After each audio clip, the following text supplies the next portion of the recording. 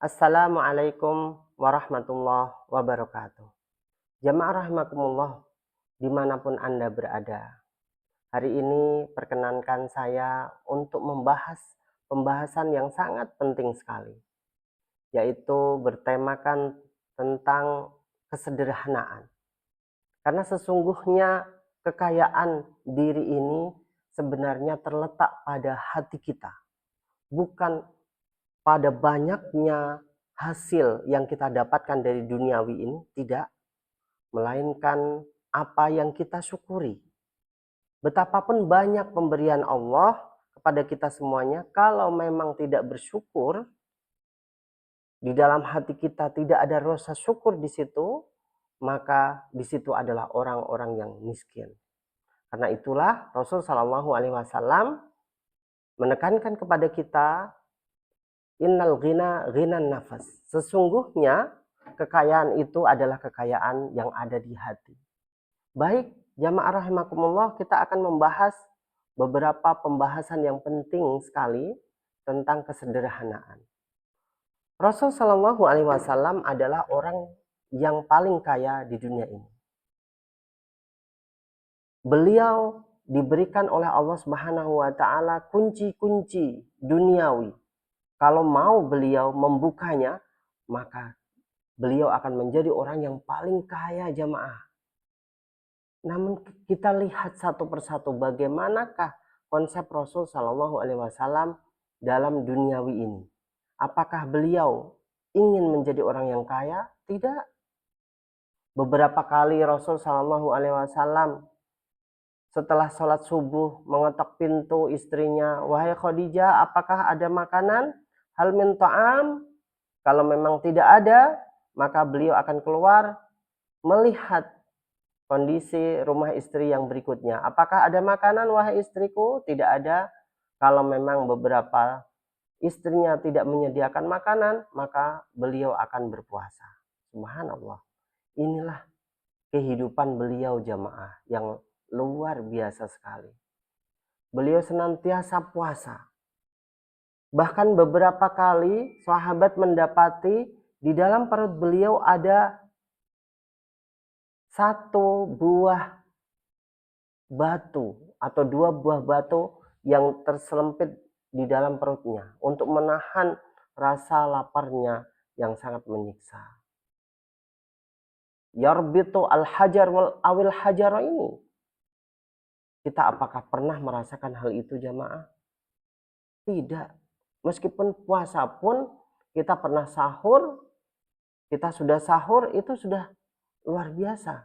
Sampai maghrib perut kita cukup untuk menahan lapar.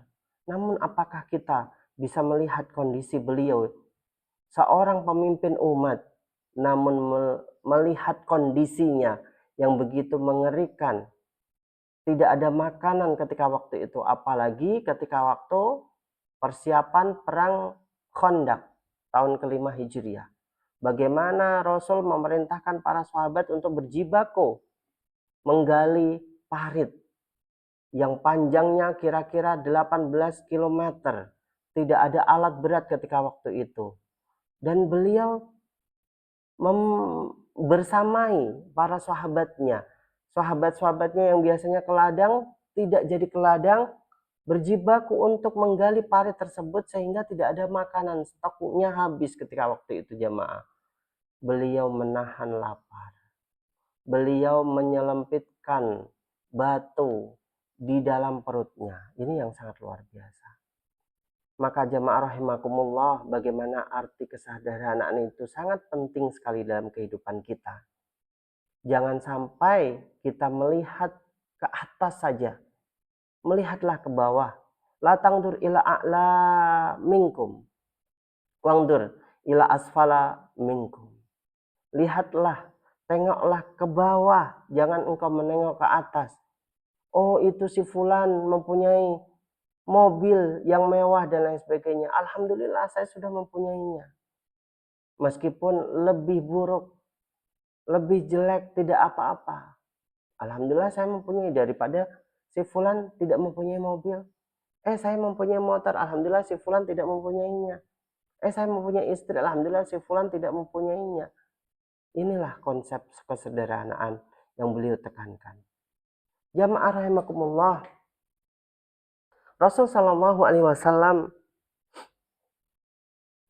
suatu ketika bertanya pada sahabat Abu Bakar, "Man yaj'alu akhrajaka ya Abu Bakar wa Umar?" Suatu malam Rasul keluar bertemu dengan sahabat Abu Bakar serta Umar.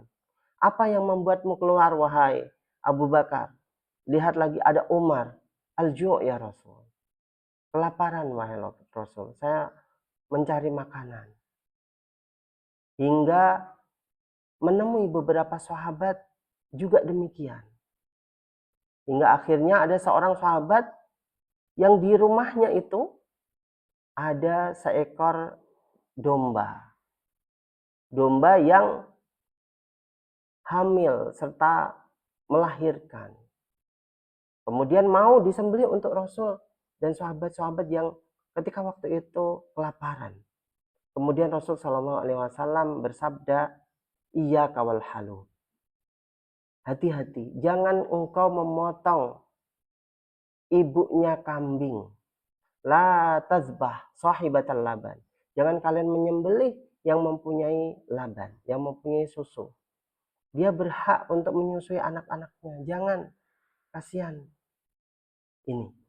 Meskipun beliau lapar, menahan lapar, tidak serta-merta kemudian menghalalkan segala cara agar beliau bisa makan.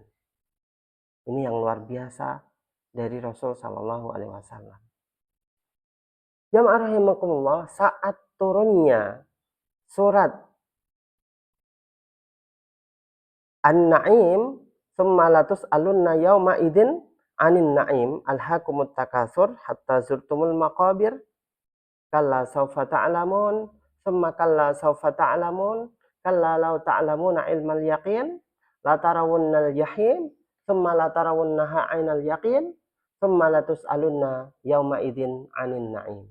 Kalian akan dipertanggungjawabkan tentang kenikmatan-kenikmatan yang telah kami berikan di dunia ini, wahai manusia semuanya. Artinya seperti itu. Diawali dengan alhaakumut takatsur. Wahai manusia semuanya, kalian telah berlebih-lebihan dalam mengumpulkan harta. Hatta zurtumul maqabir, sampai kalian itu masuk ke liang lahat. Kalla saufa ta'lamun, janganlah kalian seperti itu. Tsumma kalla saufa ta'lamun, kemudian janganlah kalian seperti itu. Sampai terakhirnya, tsumma latus'alunna yauma idzin 'anin na'im. Kalian akan mempertanggungjawabkan tentang kenikmatan yang telah aku berikan kepada kalian. Bertanya pada Rasul Shallallahu Alaihi Wasallam seorang sahabat, "Wahai Rasul, kami ini sahabat-sahabat yang tidak mempunyai apa-apa Rasul. Kami berjuang fisabilillah, mengayunkan pedang untuk jihad fisabilillah. Kemudian kami hanya makan aswadan, yaitu air dan kurma saja. Apakah kami juga akan dipertanggungjawabkan?" Rasul Shallallahu Alaihi Wasallam mengatakan, "Wallahi la tus'alunna an hadan na'im." Sungguh demi Allah akan dipertanggungjawabkan kenikmatan ini semuanya. Subhanallah. Beliau cuma makan air sama kurma saja akan dipertanggungjawabkan. Bagaimanakah jamaah? Bila mana sekarang ini kita mempunyai makanan yang kita hambur-hamburkan, mubazir, baru kita makan beberapa suap saja kemudian kita biarkan makanan itu, mubazirkan makanan itu, kemudian kita buang-buang seperti halnya kita tidak menginginkannya, padahal kita membelinya dengan makanan yang mahal, atau kita mempunyai baju-baju mahal padahal kita hanya sekali dua kali memakainya.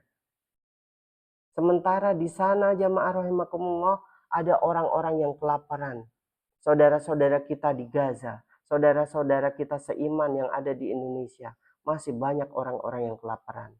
Bagaimanakah mungkin kita bisa mempertanggungjawabkan kenikmatan kita di hadapan Allah Subhanahu wa taala jamaah? Subhanallah. Inilah yang harus kita ketahui bersama. Sesungguhnya Rasul Shallallahu Alaihi Wasallam adalah panutan kita semuanya, yang telah mengabarkan kita betapa indahnya seorang yang hidup sederhana.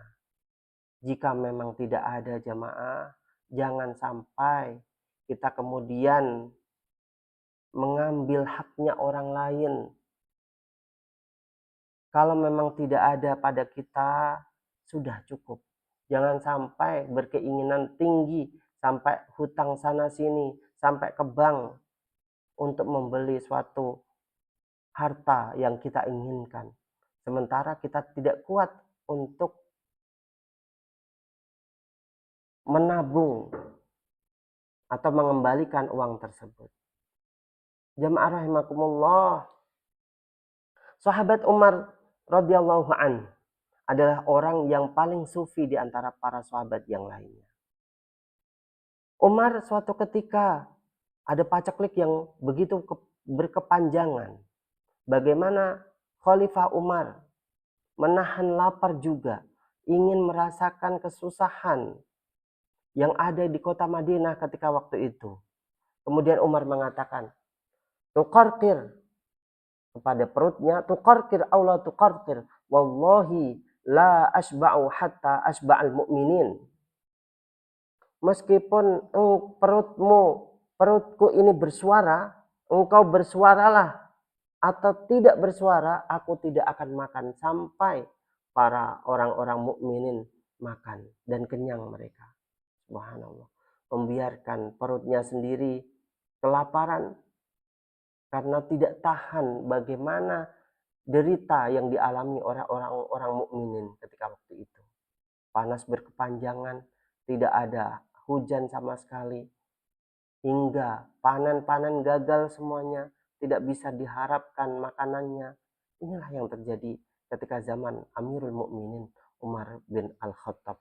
Padahal beliau adalah seorang khalifah, pemimpinnya orang-orang mukmin ketika waktu itu, pemimpin dunia jamaah. Tapi beliau bersifat seperti itu. Bahkan Rasul Shallallahu Alaihi Wasallam, jamaah rahimakumullah, ketika waktu beliau meninggal, beliau itu masih menggadaikan baju perangnya kepada orang Yahudi.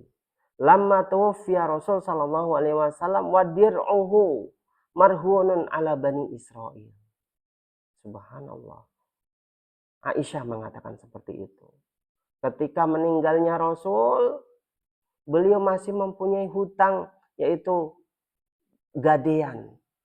Hutang di mana beliau menggadaikan baju perangnya kepada orang Bani Israel. Ini menunjukkan arti bahwa beliau itu ya juga mempunyai utang seperti kita. Tapi hutangnya itu bukanlah untuk kebutuhan yang mewah-mewah jamaah, tidak. Karena beliau sendiri pernah suatu ketika Umar bin Khattab melihat beliau bangun tidur dalam kondisi tikarnya. Ada bekas-bekas tikar yang menempel di tubuhnya. Umar bin Khattab menitikkan air mata. Wahai Rasul, lihatlah ya Rasulullah, mulukil Faris war Rom.